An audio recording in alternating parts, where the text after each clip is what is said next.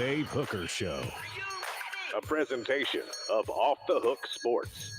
Objective insight, expertise, top guests. Available on YouTube, Apple, Spotify, and the Off the Hook Sports app. Download now for free. Also available on offthehooksports.com. I compute and obey. Now to Dave Hooker. Ready. Here we go. We're off and rolling, and a ton to get to today as Paul Feinbaum is bully on the Vols. Also, the draft just right around the corner. The Vol not named Darnell Wright that will have the best NFL career. And I'm befuddled. Good morning, Caleb Calhoun. How are you, sir? Pretty good. Happy Tuesday, Dave. Happy Tuesday. I'm befuddled a little bit because when I was shortly after our 5 a.m. production meeting, I saw a tweet by, I think it was Pro Football Focus, that talks about Hendon Hooker will be the oldest player ever, second oldest player taken in the NFL draft. And I'm befuddled and confused why that's a storyline. We all know COVID happened.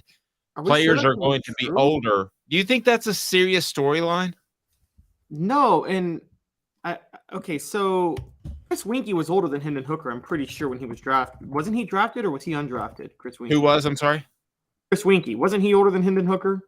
No, I don't think so. I think Hendon Hooker is going to be the second oldest because of COVID. No, Chris Winkie was older. Chris Winkie was born in 1972. He was drafted in 2001. He was 29 when he was drafted. Okay, so but my point being, isn't that a positive for a quarterback? I'm a little bit confused as to why that's even viewed as a negative. Welcome to the program. Good morning, everyone, and be a nice day to be kin to Jalen Hurts because he just got paid. But it brings us back to Hooker. Why is the age thing viewed as a negative? To me, that's a huge positive, especially with guys playing into their 40s. I don't understand why this is a negative at all. Yeah. Oh, I'm seeing the tweet. So it's, heads up what it is. It's the second oldest player drafted in the first round. First round. Okay. Gotcha. Yeah. So because there was Brandon Whedon too. Yeah. If it were 28, 29, 30, we could be having a different conversation, because then you're talking, okay, you might be like, how many years do you have, particularly if you're a project? Hooker's 24, right? Yeah. I thought he was, he'd be 24, right? Yeah, I think he's 24. Okay, he's a project. You need a couple of years with him, and he starts at 26, 27. And if he's ready to go and be a starter at 27, that's a good 10 years you can get out of a quarterback. It's 25 as of January, for the record. Okay, 25 as a January. So it'll be 25 this season. So say he's a 2-year project, hypothetically, because I think you and I both agree Hendon Hooker is at least a 1-year project, right? Yes. Okay, so this is where age is a factor. Age is a factor if you're a project. You have to be hesitant about somebody who's a little bit older because it limits the number of years you have. But with Hendon Hooker, 25 is not bad. Okay, 25, 26, maybe 27. He sits behind somebody. 3 years is usually the max when a quarterback sits behind before they're ready to go. So at the latest, if he's a starting quarterback, it'll be 28. That's plenty of years you can get out of him. 28 to 35, 36-ish. I would take a 9-10 year period for having a quarterback. I mean, does anybody realize like most teams run through 7 quarterbacks in 10 years? Yeah, I don't really understand it all, but it's viewed as a negative. So let's get to it right now. A lot on the program. We mentioned we're going to discuss Paul Feinbaum's thoughts on the Vols. If you haven't gone to offthehooksports.com yet this morning, be sure and do that. Jimmy Himes has a great piece on his thoughts on spring practice. So we've got a lot of stuff up there, recruiting news as well. So a lot to get to. And Tennessee is number 12 in the ESPN preseason FPI. Let's get to that right now. Too high, too low. Today's tough question brought to you by Craven Wings. Today's tough question. Take a side. Take a stand. The Dave Hooker Show, a presentation of offthehooksports.com. Okay, initial impressions before we break down the list. Caleb, Tennessee at number 12 in the FPI. Your thoughts? Too high, too low, just right. It's our today's tough question brought to you by Craven Wings. Craven Wings with 3 locations around Knoxville. Jake Warren has the sauce, 87, which is phenomenal. and the food is always fresh, never frozen. It's unbelievable. Too high, too low, just right. Tennessee number 12. Please hit that like button and the subscribe button if you haven't to this point. Be sure and hit that like button, though, so we can bring some more people in. Too high, too low, just right, Caleb. I think it's absolutely too low. I think it's too low because of the teams that are ahead of them mostly. Look, I'm not here to knock the FPI. It's not like they're biased. They have a formula that they do for these rankings. And typically in the past, they have been relatively accurate. They badly missed on Tennessee last year, though. They gave Tennessee a 30-something% chance to beat Pittsburgh, and then a 30-something% chance to beat LSU, and an 11% chance to beat Alabama. So the teams that are ahead of them this year, directly ahead of them is Oklahoma at number 11. Let me stop you for 1 second, because Travis asked, what is the FPI for those in the dark? It has been around a while. It's starting to gain traction, but goodness gracious, it's kind of like they push it down our throats. But just explain it if you can for those that don't know. So it's a predictive rating system that ESPN actually developed, and ESPN actually does a pretty good job with these analytical breakdowns. There's SP+, there's FPI. They use different formulas. On-field performance, level of rest, that's how they do a lot of their predictions and their projections for the year, and home field advantage and things like that. In preseason, they base these rankings off who has the best chance for certain. Well, that's how they do the predictive ranking, the predictive outcomes of games throughout the year. But so basically, it's a formula that predicts every single game and then where you would finish, correct? Your likelihood of winning every single game. Okay. So yes. I'm gonna say right now that I'm gonna disagree with you if you think that's too low. And I want to go back to what you said last year. Pitt was a very underrated team. That was a tough matchup for Tennessee. If you would have told me that Tennessee had a 30% chance of winning at Pitt, I would have probably said that sounds about right. If you would have said this before the season, okay? If you would have said 30% chance of winning at LSU, I would have said that sounds about right. 12 to me, I see this as the opposite, and I'm a little bit surprised that we're on the other side of the fence. I see this as a sign of respect. Losing your quarterback, losing two of your top receivers, your defense still isn't proven and might not be even this year. I thought 12 was pretty respectful, not you? No, because again, No. It's partially about who you lose, but it's also about what teams did last year. Oklahoma is not ahead of Tennessee. I don't know what formula they use for Oklahoma, except maybe schedule strength to predict them to be ahead of Tennessee this year. And by the way, the FPI rankings, the rankings aren't based on where you're going to finish, because there are teams below Tennessee that are projected to have more wins than Tennessee, and teams nobody's above them that's projected to have fewer wins. But still, it's what are we predicting here? Is this just a rankings, like they're using this formula for ranking, like actual ranking of the quality of the team right now, not predicted final finish. There's a power index, and then they use that to make their predictions along with home field advantage, resume, and things like that. It's based on returning talent, on-field production, coaching stability, recruiting, and transfer portal, and all of that goes into play. And I didn't realize they use that much subjective knowledge. That to me is that gets a little sketchy. I'd rather you go back to the old BCS formula where it was all numbers and we could essentially compute it ourselves. They started including transfers and all that stuff. That's a little shady. Well, you now have to include transfers because the transfer portal is basically another round of recruiting at this point. I mean, in many ways, it could outweigh recruiting, because when you sign a recruiting class, even if it's the number one class in the country, 3/4 of that class you don't expect to see the field their first year. Well, but not to get sidetracked, but is a 5-star transfer in their rankings as big as a 5-star freshman, or is it bigger because it's a transfer? I don't know. Yeah. I don't know how they factor that. Do you?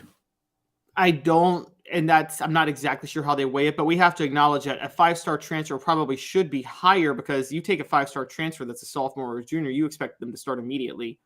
You take a 5-star freshman. Do you not?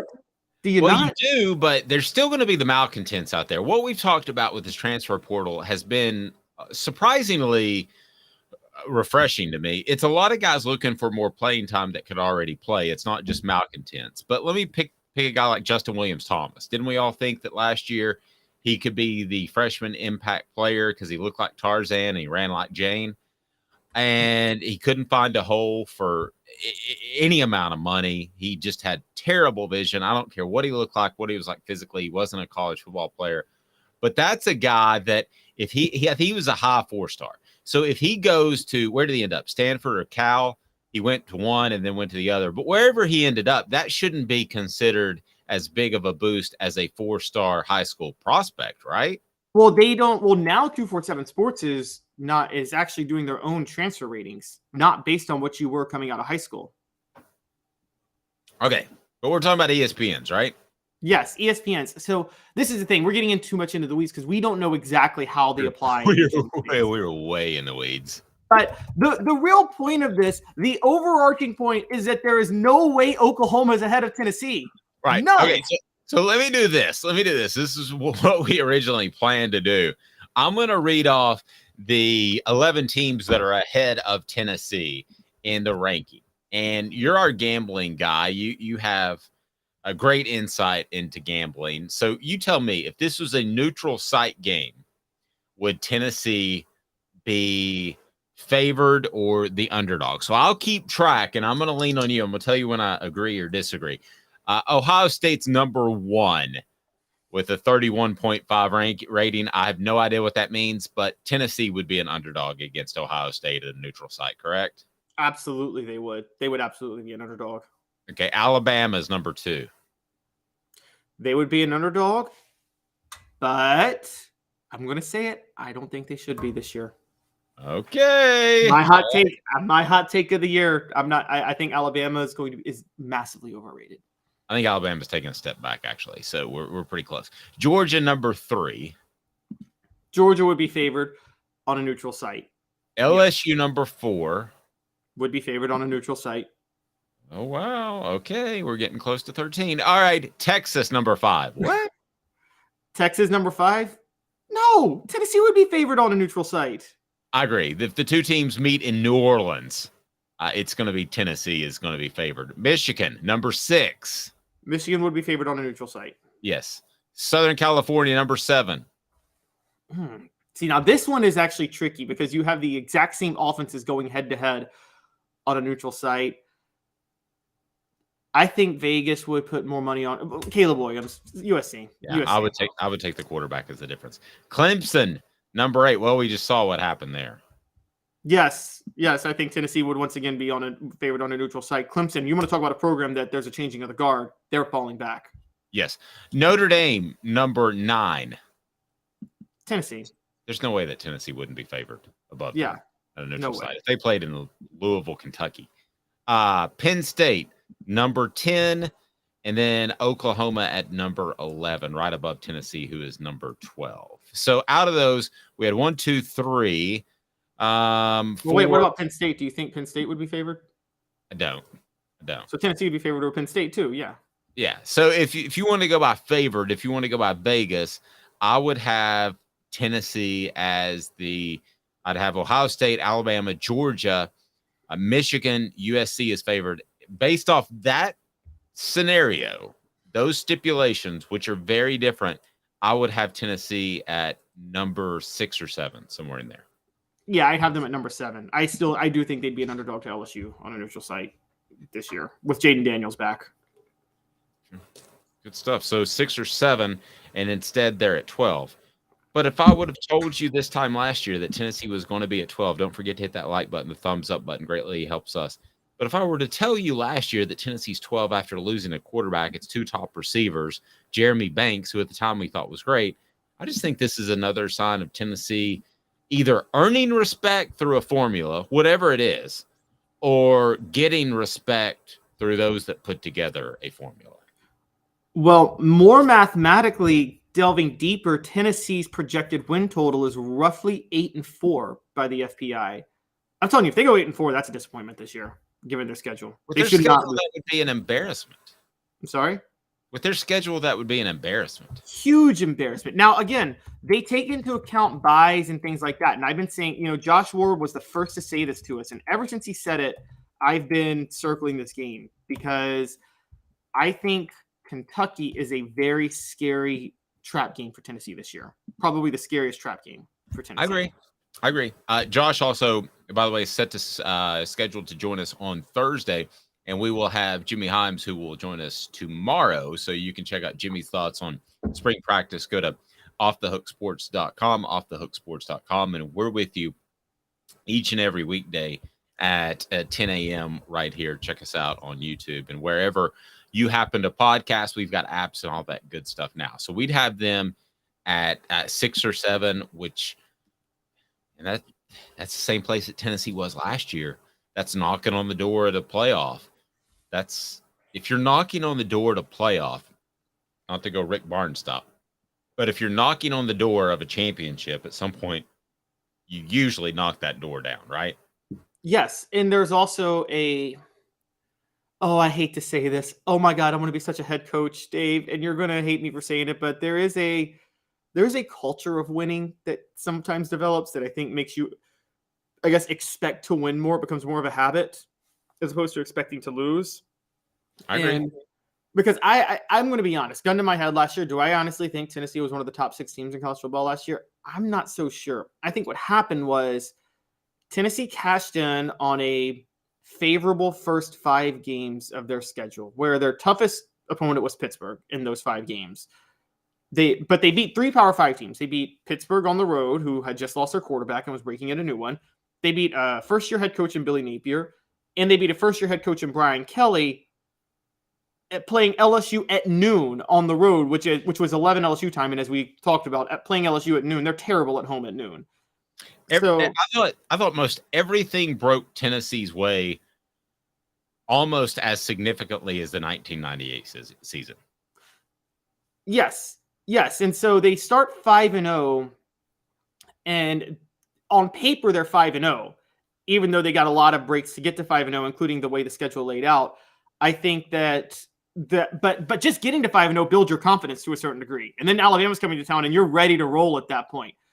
I would say, and again, I defend the 98 team so hard. I'm not so sure things broke their way in 98. I think they overcame things in 98. Who wants to play Syracuse and Florida as your first 2 games that year when you're breaking in a new quarterback? That's the worst draw possible. No, but and trust me, let's have this conversation with Fred's not on, because I'll make Fred mad. Fred White joins us every Friday, but Florida did have, I think, 3 turnovers inside the 5-yard line. Syracuse had a correct, but pass interference call that is often not called. We could go on to the Arkansas fumble. We could talk about Florida State's playing their 3rd-string quarterback. So we could certainly debate that at another time. But I thought a lot broke Tennessee's way. Really, the only thing that didn't break Tennessee's way last season, because they got beat by a better team in Georgia. But the only thing that didn't break Tennessee's way last season was whatever happened in the locker room with Jeremy Banks. Other than that, you were talking about Bryce Young being injured before the Tennessee game. You were talking about the fact that Alabama missed a field goal that would have won it. I mean, we could go on and on and Pass on. interference call, remember, on the interception? Pass interference call. I mean, we could go on and on and on about how things, I thought, broke Tennessee's way in 2022, which things break both ways. There's nothing right or wrong with that. Yeah, I agree. I agree with you. Last year, things more broke their way because there were things. Again, the biggest thing that broke their way was how their schedule started out. Their first 3 Power 5 opponents were all opponents kind of going through transition years, but on paper they beat 3 Power 5 foes to get to 5-0. One of them in the top, 2 of them in the top 25 at the time. So I think sometimes success and momentum builds on itself, and you've seen this. I mean, let's call it what it is. You cover that 05 team. By the middle of the season, they were so mentally drained from those awful losses that they just almost quit on the season. And it was a snowball effect. No, they were over it. It's time for 4 Downs, talking some quarterbacks. Where does Tennessee rank among the top quarterbacks in the SEC? 4 Downs brought to you by Campbell, Cunningham, Taylor, and Hahn. 4 Downs. 4 questions. 4 answers. The Dave Hooker Show. 4 Downs. A presentation of offthehooksports.com. Going into this, where would you have thought Tennessee's quarterback situation ranked in the SEC? Without looking, which I know you've looked. Yeah, I would have said middle of the pack. I would have said like in the 6 to 8 range, probably. Okay. Here we go. 4 downs brought to you by Campbell, Cunningham, Taylor, and Hahn. Hey, look at me. No contacts, no glasses. That's because I got LASIK. You can get LASIK for Campbell, Cunningham, Taylor, and Hahn, and know that they are local doctors who care about you. I love it. Got a checkup this week, and I'm good to go. And it's fantastic. They also do cataract surgery, and they have local vision repair, local vision assistance and care that is absolutely top of the Knoxville market or elsewhere. And don't forget, some other places are flying doctors in to perform the surgery, so you don't really get to know them. All right, so 4 downs. The worst quarterback situation in the SEC is... This is easy. It's easy, and Brad Crawford of 247 Sports said it, but I would have said it whether or not he said it. It's Florida. They're a disaster right now. They're in serious trouble. Well, they're dead last on this ranking. And I agree with you. I think they thought Anthony Richardson would come back. Graham Mertz is the guy.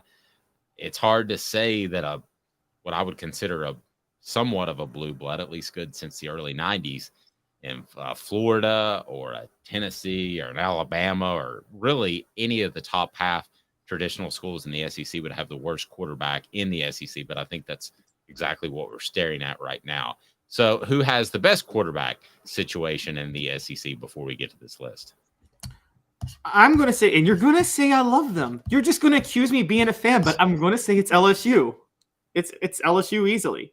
I'm not a huge fan of Jaden Daniels, but I think another year in Brian Kelly's offense I think he can do whatever Golson did at Notre Dame. I think it's very close between LSU and Arkansas. I will take KJ Jefferson just barely, but no, I don't disagree with you strongly on that at all. So best quarterback situation, you go with LSU, I go with Arkansas. Bama's quarterback situation currently will cost it blank number of games. Ooh, this is where things get fun. Okay. They get a lot of fun. So I'm not going to say Texas because Texas has its own terrible quarterback situation. So I think Alabama beats Texas by default, but I think it costs them against LSU. I'm going to say it costs them against Tennessee. 2 home games. All right. So he's picking Tennessee over Alabama already in April. I will say I don't know the games, but I think it costs Alabama 2 games because I thought last year that was a 9, maybe a 10-win sort of team that overachieved because of their quarterback. So it would be hypocritical for me to say that Bryce Young brought that much to the team, and now that he's gone, they don't lose that much. So I'll say 2 games, but I'm not going to specify who it is. Question. Oh, wait, here's one. Let's go here. I'm going here. Hot take has already said they're scared for Tennessee. Kentucky. They play Kentucky on the road right after Tennessee and LSU. Fair.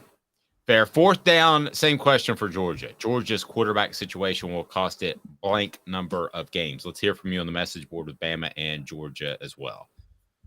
KJ Jefferson is a glorified fullback. There's a lot of truth to that. All right. So what do you got on this one? I think Georgia's QB situation could cost it 1 game. The break for Georgia and Alabama that we're not seeing this year, and I will say this is the one thing in Alabama's favor, is their tough games are at home this year. Georgia really doesn't have any tough games, okay? Outside of Tennessee, Tennessee's the only tough team they play all year. They play Auburn on the road, but I think Auburn they weren't happy about their QB play in their spring game, so I think Hugh Freeze is going to have at least 1 down year before things get going. New listeners, hit that like button, the thumbs up button. The answer is 0. Georgia is so good at this point, they could have Greg McElroy run out there, and I choose him for a very specific reason. He was an average quarterback at Alabama. They had an average quarterback at times with Stetson Bennett, who I thought really elevated his game last year, but they still won with an average quarterback. They'll still win this year. So they might lose a game, but I don't think it's going to be because of the quarterback situation. At least Greg McElroy knew he was average and respected his position. Unlike his successor, A.J. McCarron, who thought he was the superstar of superstars. And I'm sorry, I have nothing nice to say about it. You have issues with A.J. McCarron like Brent Musburger has issues with his girlfriend. No, I think that's fair. A.J. McCarron kind of accepted that role as caretaker and tried to elevate it to being a superstar. The simple fact is you're not necessarily a superstar just because you're the quarterback at Alabama. You might be a caretaker, and chances are until the last until Jalen Hurts, you have been a caretaker, right? I think it. It's Jalen Hurts, then it goes to yeah, Tua. I would say Jalen Hurts. You're right, and quite honestly, well, Mac Jones was a caretaker to a degree. Let's be honest. Most of Alabama wins not. Think about this. This is actually a great point you brought up. Nick Saban's best quarterbacks have not won national championships. Bryce Young didn't win one. Jalen Hurts technically didn't win one because he was pulled during the national title game. Tua Tagovailoa didn't start the whole season and win it. He came in the second half. None of the non-caretaker quarterbacks have started a full season and won a national title for Alabama. It's interesting. Small column there, perhaps. Tennessee's quarterback situation, for the record, where did it ranked among the SEC? Tennessee's quarterback situation you predicted was middle of the pack, and here's where they actually stand. My goodness, if I can pull it up, having some of the fun computer issues. So where is Tennessee's? Oh, number 4, Joe Milton at Tennessee. And this is the mistake that I think these lists make, is they just point out one guy. It's Joe Milton and Nico. Okay.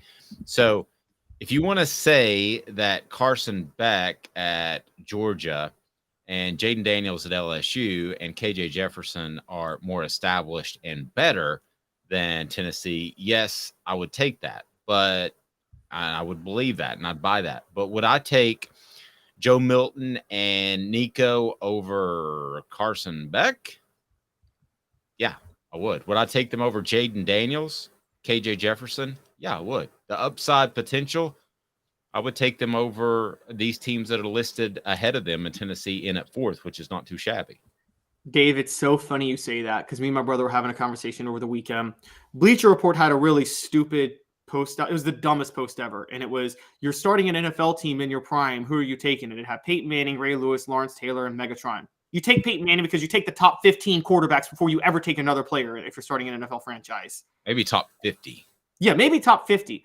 My brother and I actually had a point. It's like, not only would I take a quarterback first, I might take a top 50 quarterback second before I take anybody else. I might rather have 2 top 50 quarterbacks before I have anybody else at any other position in football at that point. Now, and I know we're going to talk about this at the draft, but in your history of covering Tennessee football, what's the non-quarterback that you would take as the highest pick if we were holding a Vols draft? I think this is too easy. This is it's Reggie White, isn't it? I was going to say Al Wilson from a leadership standpoint. Oh, leader. True. If you can't project, Al Wilson would have been a Hall of Famer if not for that neck injury, because he was a multi-time Pro Bowler and just had his career cut short. But yeah, if you can't project a neck injury, then it's Al Wilson easily. We forget how good he was when he played in Denver, by the way. Oh yeah, he was very good. Hit that thumbs up button. We appreciate that. Portions of the program brought to you by Craft Treats. Go to crafttreats.com. Use the promo code Off the Hook. That's the promo code Off the Hook and get 20% off any of their fantastic treats. That includes the chill pills with CBD in there. So they'll help with your pet's digestive issues. They'll also help with your pet's arthritis issues. How about social anxiety? Got a lot of that out there with pets. So they'll help with car ride anxiety and the whole 9 yards. So you need to go to crafttreats.com. Use the promo code Off the Hook. The promo code Off the Hook. And you can take care of your pet with some great holistic medication. It is absolutely awesome. They've got other treats as well. So coming up, can Tennessee actually win the SEC East? We'll have that discussion. Also, take part in today's Tough Question brought to you by Craven Wings. All you have to do is go to our Twitter page at The Dave Hooker or OTH Sports Media, and you can vote right there.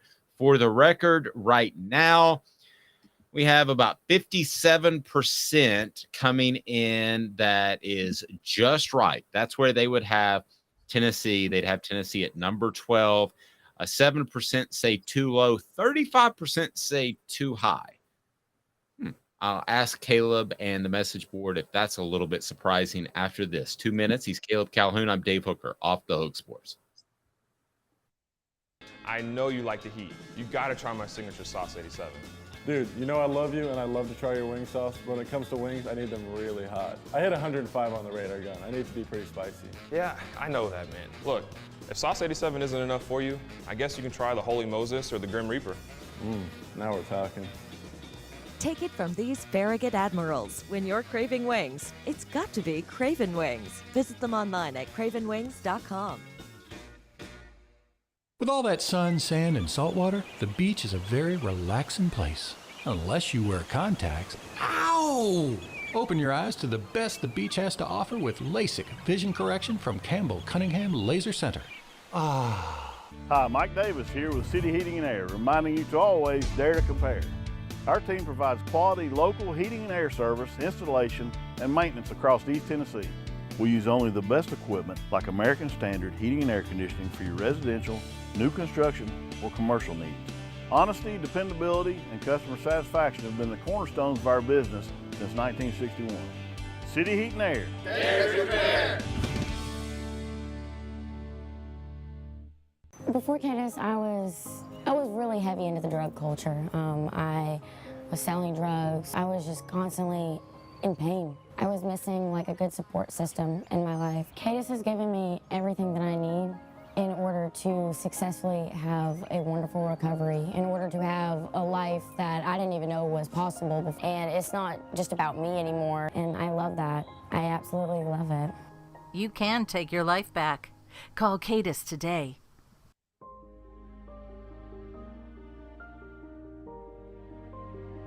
Our family has been creating one-of-a-kind pieces of jewelry in West Knoxville since 1986. Each piece is a combination of unique processes that bring your idea to life. Every day in our shop, a truly special item with a story all its own is being manufactured in our facility, bringing the history and family sentiment into a whole new generation of life. We're grateful that you chose us to be Knoxville's best jeweler, a title that we value and respect. Because to me, being a jeweler and owning a jewelry store are not the same thing. I'm Rick Terry, I'm a jeweler, and we want to be your jeweler. Kingston Pike and Campbell Station Road in the heart of Farragut, and downtown on Gay Street right next to the Tennessee Theater. This guy. Hello, wizard. The Dave Hooker Show. Who? A presentation of Off the Hook Sports. What? YouTube, Apple, Spotify, and the free Off the Hook Sports app.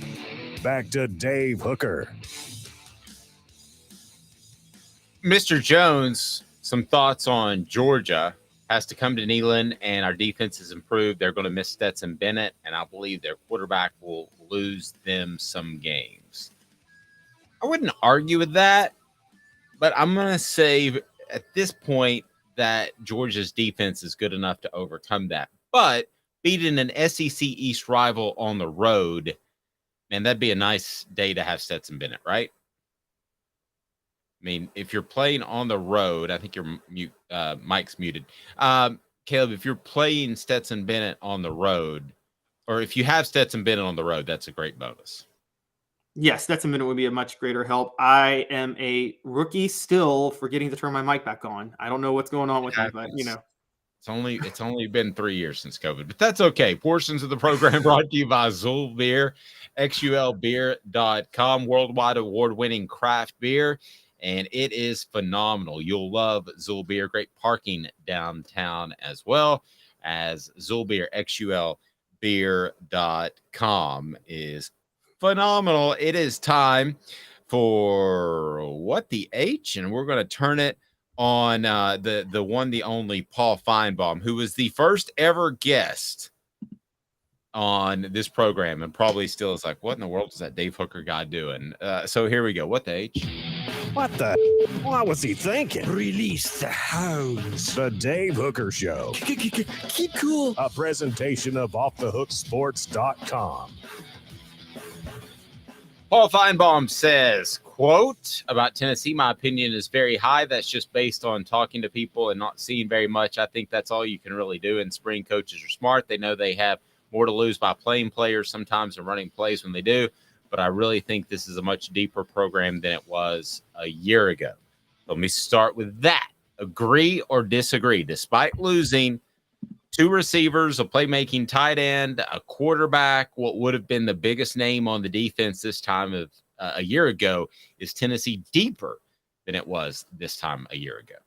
Yeah, I think there's no question they're deeper. The skill positions may not be as good, but there's no doubt they're deeper. Okay. Now, think about it this way, Dave, because you've talked consistently all the time about how the 99 team was better than the 98 team. I think the 99 team was deeper. I think the 98 team, though, there were certain skill spots where the starter that was lost, you just couldn't replace. The question, that's where the 2022 team may be. 2023 is going to be deeper, but the starters that you lost from 2022 may be impossible to replace. The Darnell Wrights, the Hendon Hookers, people like that. Okay. 4 Downs brought to you by AndyMasonRealEstate.com. Go to AndyMasonRealEstate.com. Best service, best prices in real estate in the Knoxville area.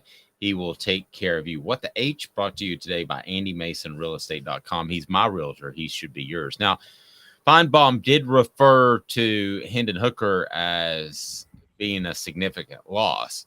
He said, quote, "Now, having said that, you have 2 great wide receivers that are gone. Are the ones that are there now fill the bill? You lost a quarterback that nobody could have predicted and nobody did predict. So that's really what they face." Here's the other thing that I think we gloss over too quickly. And that is that Hendon Hooker was just a great quarterback.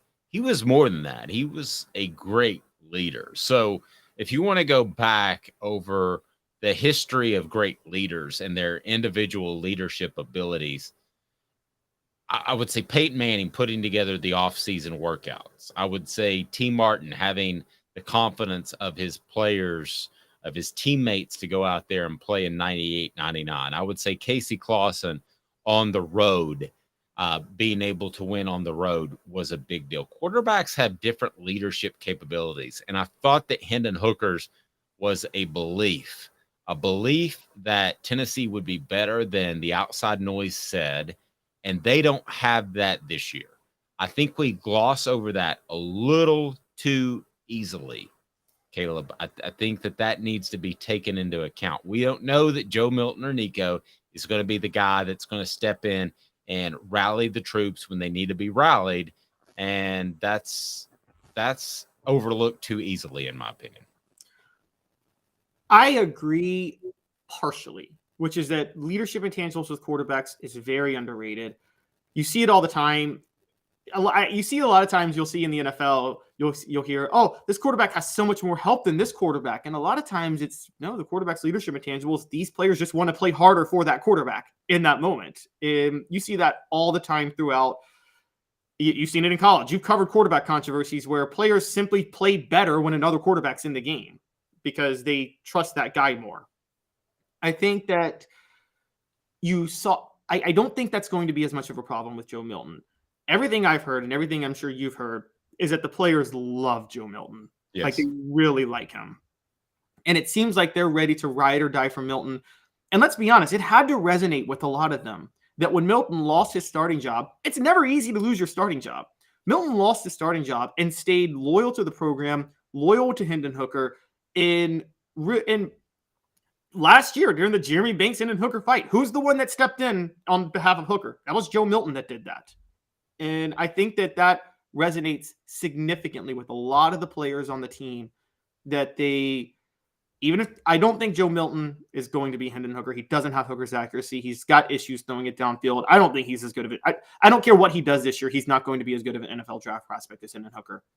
But I do think he has Hendon Hooker's leadership qualities. I'm going to give him that much. And about Joe, you don't think Joe Milton has any chance of being? I think Joe Milton could be a better draft prospect. He might be drafted higher, the same way Anthony Richardson is going to be drafted higher. But I have much less faith in Joe Milton in the NFL than I do Hendon Hooker because there were some severe limitations to Joe Milton's game.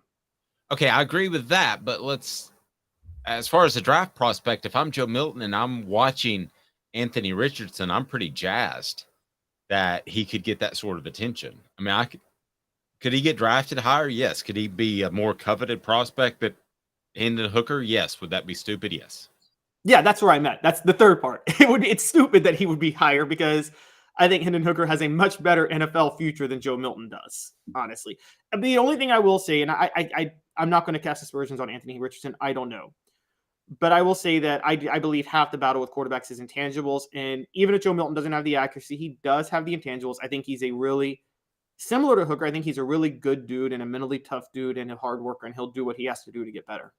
And then we had somebody ask a question, just curious, how did you all find out Banks was trying to fight Hooker and that Joe stepped in? Well, that was reported by us at the time, but also in addendum to that, it was reported that Jeremy Banks had missed a Monday practice. So, I mean, that was bad as well. So what was he ultimately suspended for? I mean, it could be either, both, all the above, but that was pretty common knowledge. And at that point, Joe Milton stepped in when Jeremy Banks apparently tried to create an issue with Hendon Hooker. And by the way, we should also point out Josh Heupel was asked about that in the press conference, and Heupel didn't answer one way or the other, meaning it happened. Yes. Well, and based off who I talked to, I was sure it happened no matter what. But Joe Milton is a different type of leader. Is he more of a raw leader? Does he? I mean, when Alabama misses that kick that would have won the game, and you look to your leader, okay, that leader is now Joe Milton instead of Hendon Hooker, Caleb. And do you have the same inner belief? I don't think you, nor I, nor any player on that team can answer that you have the exact same belief you had last year with Hendon Hooker. No, because you have to prove that on the field. I mean, I guess leadership in terms of the qualities, you're right. I mean, it's leadership in terms of the qualities, I would have Milton on Hooker's level. That Alabama game last year came about because Hendon Hooker had proven himself in multiple clutch situations already. Just 3 weeks earlier, he had thrown that overtime touchdown pass to Cedric Tillman against Pittsburgh to win that game when there were so many mistakes in the second half of that game. Remember, Tennessee tried their best to give it away, and Hooker runs for a touchdown, holding penalty, called back. Very next play, he throws a touchdown pass. I think Hooker, there was a belief that you knew he could do this. You don't know that Joe Milton can dictate a 15-second drive for a field goal. But I do think he can at least has the respect of his teammates the way Hendon Hooker did. Now, the respect as far as a gamer, we don't know yet. I mean, this is the guy that ran out of bounds with no seconds left on the clock. And that's a big red flag. Yeah, it's still a red flag to me and still factors into my decision. I know people think that I'm all pro Nico, and maybe I am, but you're also Joe Milton for Heisman, so we know. Yeah, I'll just have trouble getting that out of my head, the jumping out of bounds. And then you got a guy standing there like Ia Male Ava. Somebody got onto me on the message board again. So what do you think about Paul Feinbaum being high on Tennessee? I mean, he is a Tennessee alum. I do think he knows how to press buttons in different fan bases. And just your thoughts on Paul Feinbaum. I want to hear some of the Alabama callers call into his radio show today after hearing he was high on Tennessee. You got an impression for me, Dave? I love your impressions. I'm an Alabama caller. If I do an Alabama caller, somebody will get mad. But it just sounds a little like this. I don't know what my impression would be of an Alabama caller. You know the callers I'm talking about, though. Yeah, no, I know the ones. I think it's significant. I mean, to be honest, I mean, everybody knows this, that Paul Feinbaum is an alum. He also is an alum of the SEC, and he knows that the SEC is better when Tennessee is better. So it would behoove no one to come out and say, which wouldn't even be true, that Tennessee's not going to be any good and fall off the face of the earth this year. Yeah, I think Paul Feinbaum, I think his take is right. I think that Paul Feinbaum has largely had a good pulse on Tennessee the past 6-7 years. Paul Feinbaum made the point when the whole Schiano debacle happened. He made the point that I made and that a lot of people were making that they missed, which was the issue was not the whole issue with the Schiano hire was Tennessee waited way too long to fire Butch Jones. And by the time they had fired Butch Jones, the coaches they wanted, i.e. Chip Kelly, Dan Mullen, had already been negotiating with other schools. So everybody at Tennessee was hoping for a John Gruden that wasn't going to come, and John Gruden was never going to come.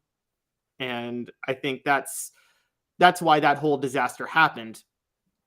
He's had a pretty good pulse, particularly since he got picked up by ESPN all those years ago. He's gone more he's gone more national. I mean, remember when he was just in Birmingham doing the Alabama show when it was basically Alabama was good or bad and Auburn was good or bad, and you play both sides against each other. Exactly. Where people felt safe to call in and admit that they had poisoned the trees at Toomer's Corner. Well, just total coincidence. 2 weeks ago, I'd explained that to my son because he went to Auburn to see a friend. Mm-hmm. It's almost a not believable story when you actually start to go through it. That he called a syndicated show and said, "By the way, poison trees, huh?" Yeah. I mean, is that not hard to believe that still happened? It is insanely. I mean, it's incredible to believe that I agree. I can't believe that it happened either. Like that was, and he was all because he was mad because someone put a Cam Newton jersey on the Bear Bryant statue after Auburn beat Alabama. Like, well, the reason is because he's a village idiot. Yes. I mean, let's not make excuses for him. The guy is an idiot. That same year, I don't know if you remember this. Remember when Alabama and LSU played for the national title game? It was a bad year for Alabama fans. But that exact same year, about 10 months later, there was an LSU fan drunk and passed out before the game. Stop right there. There's an LSU fan drunk and passed out? In New Orleans, no less. In New Orleans? What the H? Well, an Alabama fan thought it would be a good idea, I kid you not, to go on camera, pull his pants down, and put his stuff on top of the LSU fan's face. Which, by the way, I remember that. Not that I need to remember that. That is sexual assault, straight up. By any reasonable definition.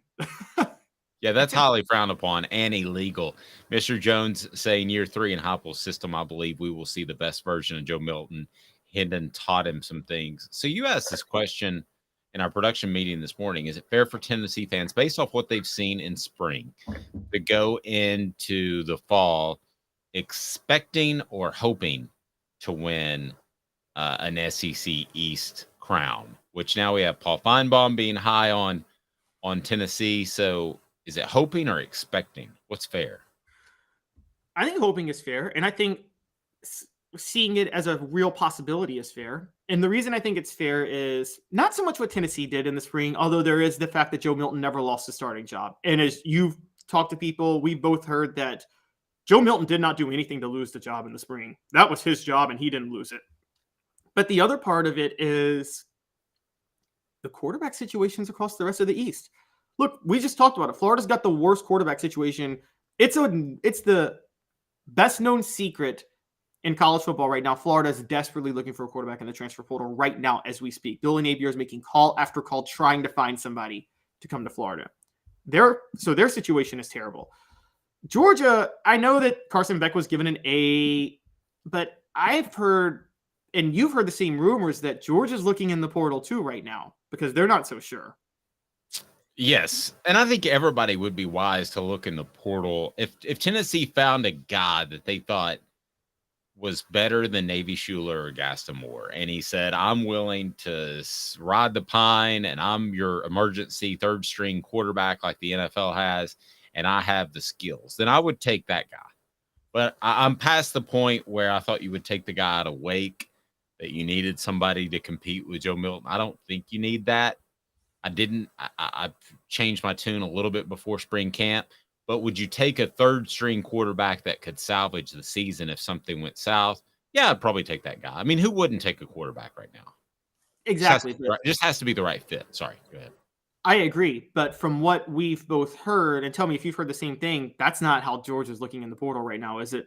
They're actually looking for a guy that they think could compete for the starting job, from what I've heard. I hear that really strong in Alabama, not as strong in Georgia right now, but I'm not arguing the point. I think you're right, but I hear it in Alabama a lot. Okay, yeah, and that's the other point. Alabama is the third one. And Alabama, look, I've been very clear. Alabama's taken a step back this year for as good as their recruiting class is. Bryce Young is the only reason they won more than 8 games last year, and he's gone. They don't have a quarterback that can replace Bryce Young. They're having trouble at the quarterback spot. I think they'll be okay long term, going back to the old school ways of Tommy Rees, and I guess Nick Saban hates when you say this, but ball control, offense, and things like that. But I do think that this year is going to be a problem. So Tennessee is going to get a rebuilding Alabama. And yeah, I said rebuilding Alabama. They're going to get Georgia at home, and Georgia's not so sure about their quarterback situation. And they're getting Florida on the road, yes, but Florida's quarterback situation is a complete disaster. So I don't think it's and their other West opponent is Texas A&M. You and I both agree Texas A&M is. I mean, you want to talk about the bottom falling out of a program. This is going to be 2000 Alabama with Mike DeVos, that Texas A&M year. I'm going to ask you this question coming up: Is Alabama down, rebuilding, or fading? Because those are three very different things. Hit that thumbs up button. We'll tackle that issue, what the Crimson Tide can expect with Caleb Calhoun. I'm Dave Hooker. 2 minutes off TheHookSports.com. To own the more that owns every job, then get to Vassey Lawn and Garden in Cleveland and get you a Toro. I'm David Vassey, here to talk to you about Toro. With a Toro Zero Turn, you'll get more out of every minute and you'll reach the finish line faster. At Vassey's, we like to say, no matter if you're mowing 3 acres a week or 11 lawns a day, homeowners and business owners alike find confidence in equipment they can trust from top to bottom. Vassey Lawn and Garden, Highway 60 North in Cleveland. Man alive, it's worth the drive. Hi, Mike Davis here with City Heating and Air, reminding you to always dare to compare. Our team provides quality local heating and air service, installation, and maintenance across East Tennessee. We use only the best equipment like American Standard heating and air conditioning for your residential, new construction, or commercial needs. Honesty, dependability, and customer satisfaction have been the cornerstones of our business since 1961. City Heat and Air. Dare to compare.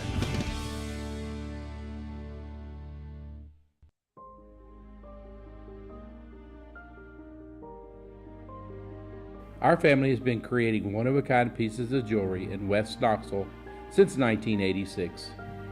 Each piece is a combination of unique processes that bring your idea to life.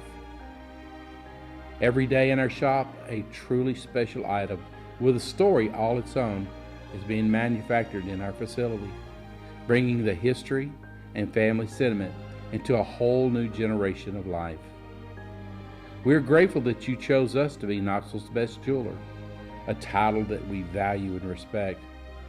Because to me, being a jeweler and owning a jewelry store are not the same thing. I'm Rick Terry. I'm a jeweler, and we want to be your jeweler. Kingston Pike and Campbell Station Road in the heart of Farragut, and downtown on Gay Street right next to the Tennessee Theater. With all that sun, sand, and salt water, the beach is a very relaxing place. Unless you wear contacts. Ow! Open your eyes to the best the beach has to offer with LASIK vision correction from Campbell Cunningham Laser Center. What's up, everybody? This is University of Tennessee tight end Jacob Warren, proud to announce that I'll be working with Craven Wings again this season. And I want you to give your all and try my signature sauce, Sauce 87, at either of the Craven Wings 2 locations, Chapman Highway in Seymour and South North Shore Drive at the Markets of Choto. When you're craving wings, it's gotta be Craven Wings. Online at cravenwings.com.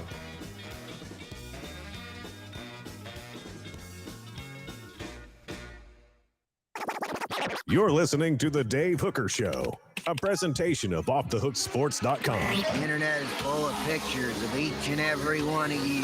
Available on YouTube, Apple, Spotify, and the Off the Hook Sports app. Download now for free.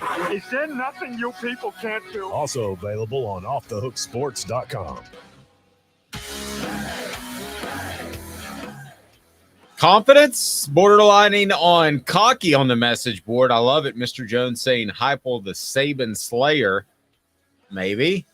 Vols are lighting cigars in Birmingham. Here we go, message board. Ready to fire it up. I think they're going to play in Tuscaloosa, but nevertheless, Caleb, I don't think they're playing in Birmingham. Yeah, that's old school. I don't think they played in Birmingham since 1997. Yeah, was it 97? 97. Yeah, because it was notable because the Fred White trash talking Sean Alexander game was the first time Alabama played Tennessee in Tuscaloosa in like 60 years at the time. It's nice. Travis saying we will hammer them if Milroe is their quarterback. So I ask you this question based off what we've heard post spring practice, and it's brought to you by City Heating and Air Conditioning, cityheatandair.com. Integrity matters, over 50 years in the HVAC service in Knoxville. Is Alabama fading or rebuilding? Because you've used the term rebuilding here a couple of times. looking for a quarterback. Probably should have lost 2 more games last year. So are they fading or rebuilding? They're rebuilding. They just had the number 1 recruiting class in the country, and they're going to have it again. Nick Saban has been on, Jaru has been talking about this. Nick Saban's been on a tear, an angry tear on the trail ever since what happened at the end of last year. And I think that those recruits will come to fruition. It's just, look, you never pick a team based on the recruiting class of that year. Like, you never pick, I'm not going to base Alabama's success in 2023 based on their 2023 recruiting class. And so I think they're rebuilding. I think sometimes we kind of forget this. And I want to just point this out. Yes, Alabama's won, 6 national titles under Nick Saban. I think we've forgotten, because of the fact that they've won 6, how hard it is to win a national title and how lucky you have to be a lot of times.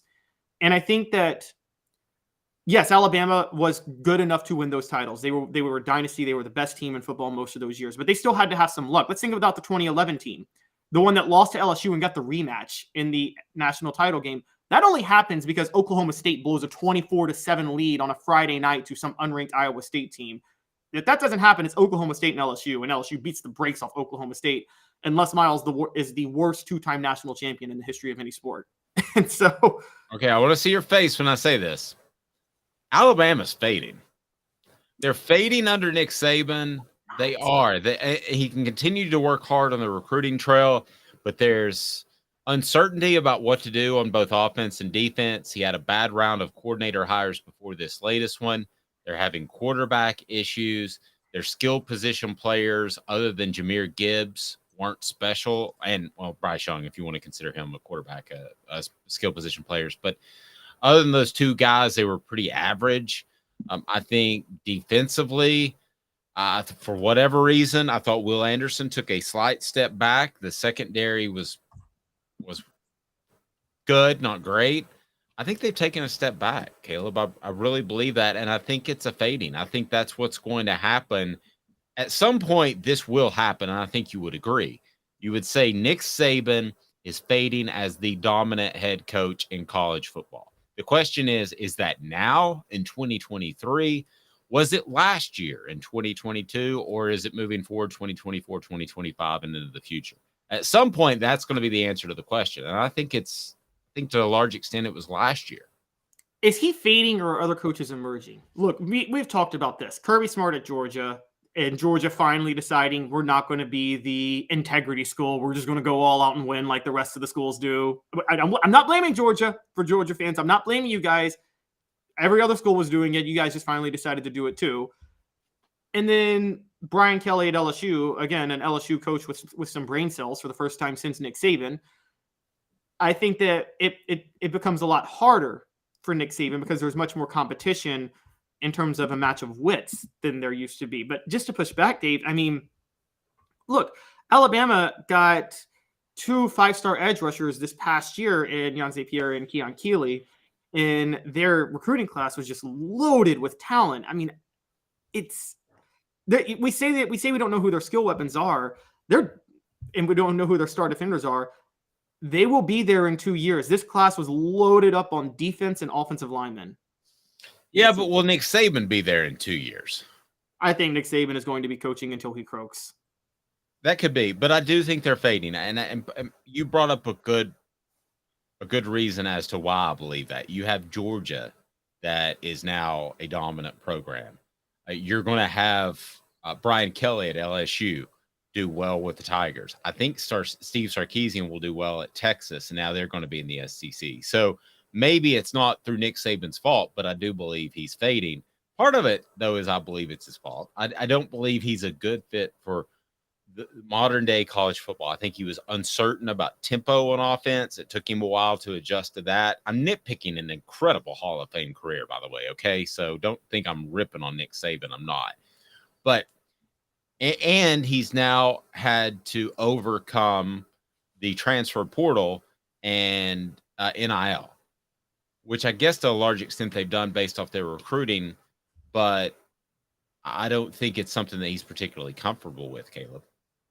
It's not, but it's probably something Nick Saban's more comfortable with than most. I'm going to be honest. Let's talk about Nick Saban for a minute, because we sometimes compare him to a coach that was never there in terms of previous Nick Saban, which is even in his prime, even like when Nick Saban had Alabama winning 3 national championships in 4 years, there was never a time period, was there, where you thought if you had one game for your life and you needed a coach to game plan for that game, Nick Saban was never at the top of that list. He was for me after Lane Kiffin. When he embraced tempo, I thought before that he would get 12, 13, 14-point lead and sit on it in the second half. And I thought an in-game coach, I thought there were better in-game coaches. But after he embraced the tempo aspect of it and trying to score a lot of points, at that point I would have taken him over anybody. Yeah, but even when he had Lane Kiffin, 2 years in a row, Hugh Freeze coached circles around him game planning on Saturday. I agree. That to me is the aberration. The thing is, Nick Saban's the ultimate Jimmies and Joes over X's and O's, and he's always picked the right schools where he could get the Jimmies and Joes. LSU, Alabama. Rebecca saying, I think they're fading too. Saban is losing his spark while Heupel is lighting it up. Alabama is getting lost in the success of others. Well said, Rebecca. And then, so the NFL draft coming up, Darnell Wright handled Will Anderson and did a fantastic job. What player other than Wright from Tennessee's roster has the best NFL future? Of all the players outside of Darnell Wright, the obvious one would seem to be Hendon Hooker. But I don't think Hendon Hooker is as sure of a bet, and I don't think you think he's as sure of a bet either. It depends on where he goes and a bunch of other factors. Sure. So I'm going to say Byron Young. It's not fair that you take mine. There's another one. You want to? I don't know. I don't know if I'll give you a chance to go there, but let me go out on a limb on one that you might find a little crazy, and Byron Young would be my number 2, even above Hendon Hooker.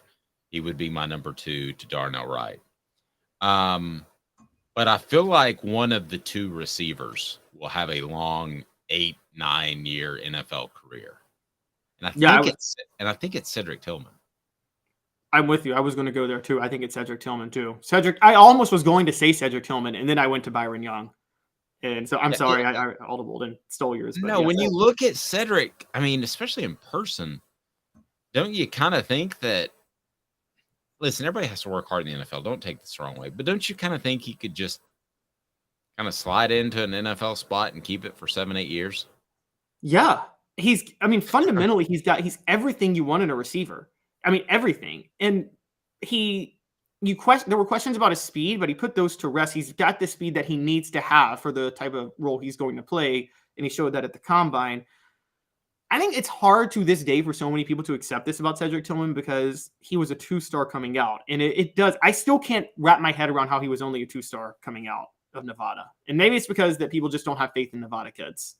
There's not a lot of good high school football out there. But yeah, it came out and if you look at the build and the talent, Cedric Tillman's easily the best prospect of the 2. And the guy that does get left out of this conversation often when we discuss it is Jalen Hyatt. Why? Are we being unfair to Jalen Hyatt? I think Jalen Hyatt's entire NFL career depends on his speed. He has no proven route running ability, no proven ability to win 50-50 balls. Now, one great point that someone brought up, and it was about the 40 time, and it's that if you ever noticed Jalen Hyatt last year, he kind of got separation after he was 30 to 40 yards downfield, and it seems like he's probably the type of guy that runs a really good 100-meter dash and not as good of a 40-yard dash. Yeah, I think he's a top ender.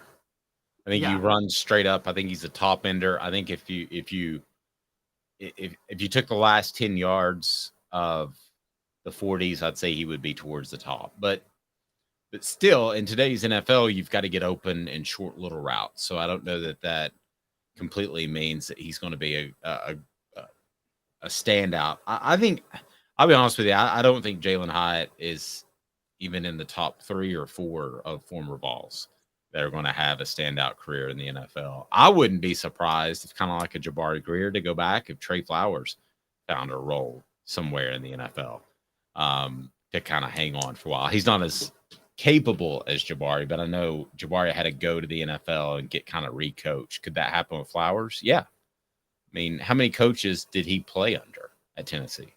Yeah, I'm with you. He quite a few, and he's a very, very, very underrated prospect. Again, he's a guy who sacrificed his NFL future covering for a lot of mistakes in the secondary.